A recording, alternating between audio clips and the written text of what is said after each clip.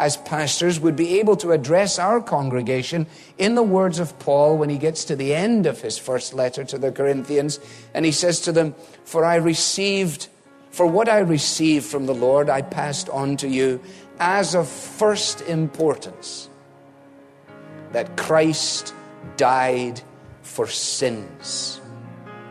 As of first importance.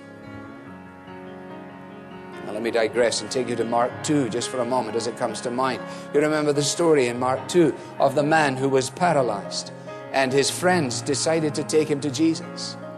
And taking him into the crush of the occasion, they open up a place in the roof, and they let him down into the midst of the proceedings, and must have interrupted what was going on in that home.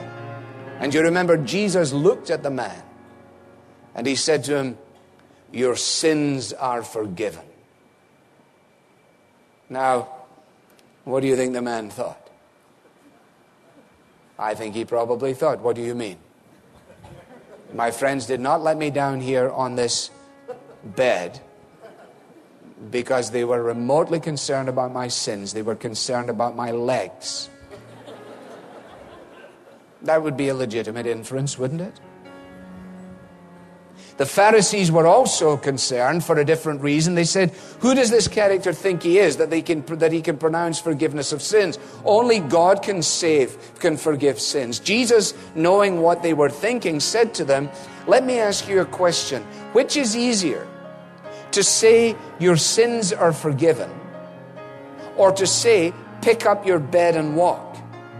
Now, it's a rhetorical question. And the answer is, quite obviously, it is easier to say your sins are forgiven. Because how are you going to verify that? It is harder to say, pick up your bed and walk, because everybody's about to see what happens as a result of that statement.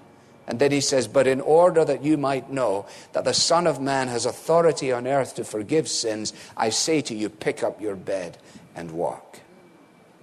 You see, the man's presenting condition was his legs. But what Jesus knew and what he discovered was that his real predicament was his sin.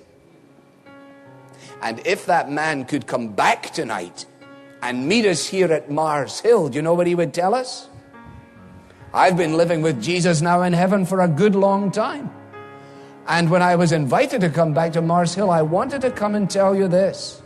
That when my friends let me down through the roof, I thought the most important thing in my life was to have legs that functioned, but I've been with Jesus in heaven for all this time, and I'm coming back to Mars Hill to tell you tonight that I would gladly have lived disabled for all of my life for the joy of knowing the reality of my sins forgiven.